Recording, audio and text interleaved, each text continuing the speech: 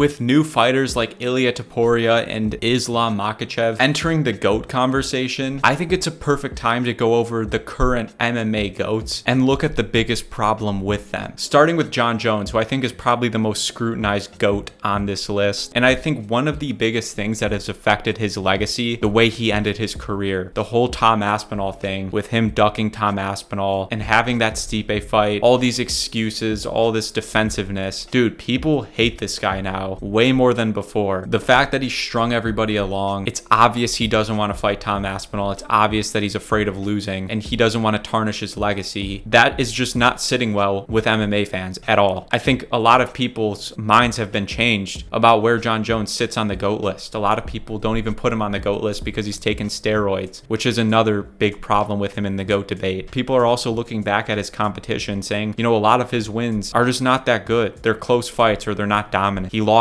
to Reyes. That's another big thing. He has all the quantity in the world, but some of the quality is not really there. There's a lot of critiques that can be made. Early in his career, he just wasn't fighting the same level of opponent now. And when he is fighting those newer opponents, guys like Reyes is, he loses. And some of his fights in between have been close fights. I think all of that combined is Jon Jones's biggest problem. But for Khabib, I think the most notable problem for him in the GOAT debate is the very few notable wins. You can count Conor McGregor, you can count Dustin Poirier, you can count Justin Gaethje, but then after that, I think there's a slight drop-off. You can count Ali Aquinta, and then the rest of these other fights are just kind of average contenders. And if you go past that, I mean, the records of his early opponents are abysmal. Like absolutely horrible. He did not have to fight the greatest talent to get to his title shot. And when he got to his title shot, he didn't stay around for long. Another big critique about Khabib is the fact that, you know, it's mostly aura. This guy's 29-0. He has that undefeated aura. He's one of the very few guys to retire undefeated. A lot of people just look at that record and rate him very high for that. But if you look at the quality of wins, which I think is the most important thing, it kind of crumbles Khabib in the GOAT debate. And I think that's the biggest problem for him when you're talking about him as a GOAT. I think currently in 2025, after this whole Jon Jones, Tom Aspinall situation, GSP might be the most widely accepted greatest of all time. But I think the biggest problem with him, and a lot of people will agree with this, in the prime of his career, he was mostly a decisionator. I mean, this guy would go to decision pretty much in every fight. And he was criticized heavily for it at the time. And looking back on it, that's a big critique for him in the GOAT debate. He fought decently high competition. The welterweight division was pretty good back then. But as any of these fighters of the past, it's just not going to be as good as today in 2025. One big fight sticks out, and it's the Johnny Hendricks fight. A lot of people think he lost that fight. On paper, he won. The judges gave him the win. But even if you think he won the fight, it was still razor thin. And being called the GOAT of the sport, that's a huge problem, having a fight that close with somebody like Johnny Hendricks. But a lot of people might argue that to be a long-lasting champion and to be a great champion, you can't be a very entertaining fighter. But I think there's exceptions to that. And I think Topuria is a guy who's kind of proven that you can have a very entertaining fight style and still be an all-time or greatest of all-time fighter.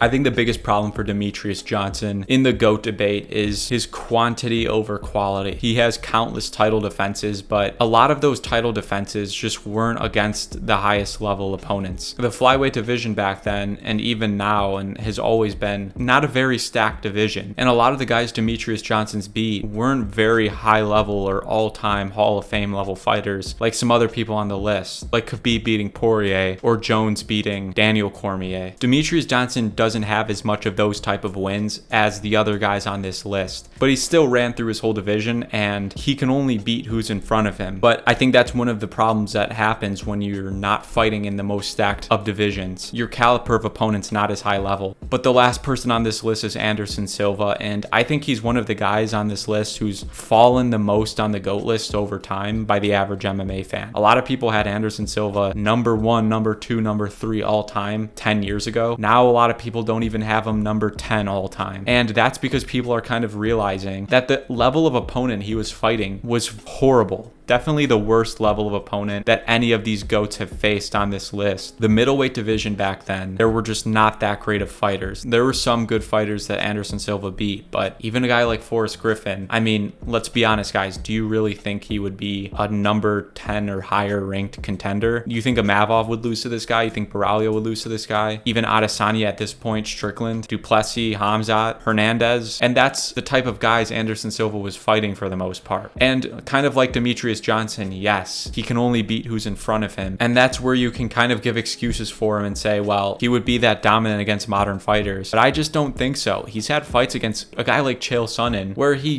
basically lost that fight until the last round. What would Khamzat do to Anderson Silva? Let's be honest. If Chael Sonnen can do that, then what would Khamzat do? But another thing that's a huge problem for him in the GOAT debate is the way he ended his career. He ended it off on losses and losses and losses. And I don't necessarily weigh that high. I don't think you should judge a fighter off the length of their career. I think you should judge them for the very peak that they reached. I think that's the best way to judge somebody on the GOAT list. I don't think longevity really matters that much. Their maximum potential they reached is really what's important when talking about who's the greatest fighter of all time. So I don't weigh that much, but a lot of people use that in the conversation to put him lower on the list. But those are the biggest problems with every UFC GOAT. Let me know what you guys think in the comments below. If you guys like this video, make sure to leave a like, comment, and subscribe. I'll see you guys in the next one.